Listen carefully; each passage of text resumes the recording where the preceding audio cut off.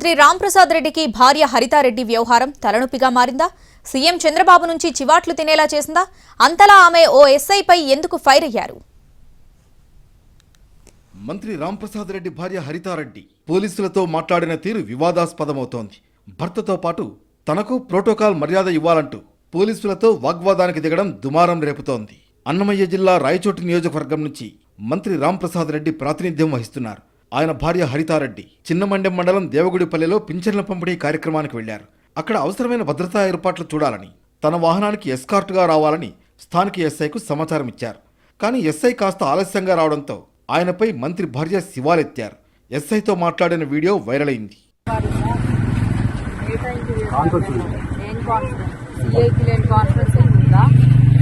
వచ్చాననుకున్నావా? డ్యూటీలో రావాలని చెప్పి యూనిఫామ్ కూడా లేదా మీకు? ఏంటి పొరపాటు? గవర్నమెంటే కదా ఇస్తుండే జీతము, వైసీపీ వాళ్ళు ఏమైనా ఇచ్చారా? మరి డ్యూటీ చేస్తున్నారా లేకపోతే ఏమన్నా? మీకోసం అర్ధగంట నుంచి వెయిట్ చేస్తాము. బాండి ప్రోగ్రామ్ అంతా మీరు వస్తున్నారా ఎట్లా? మీ vehicle canvas. AP CM Chandrababu అధికారం చేపట్టినప్పటి నుంచి ప్రజాప్రతినిధులు ఆడంబరాలకు దూరంగా ఉండాలని, అధికారులతో గౌరవంగా ఉండాలని పదే పదే చెబుతున్నారు. అయినా సరే కొందరు మాత్రం తీరు మార్చుకోవడం లేదు.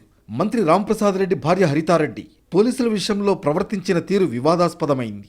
ఈ ఘటనపై సీఎం చంద్రబాబు తీవ్ర అసంతృప్తి వ్యక్తం చేశారు.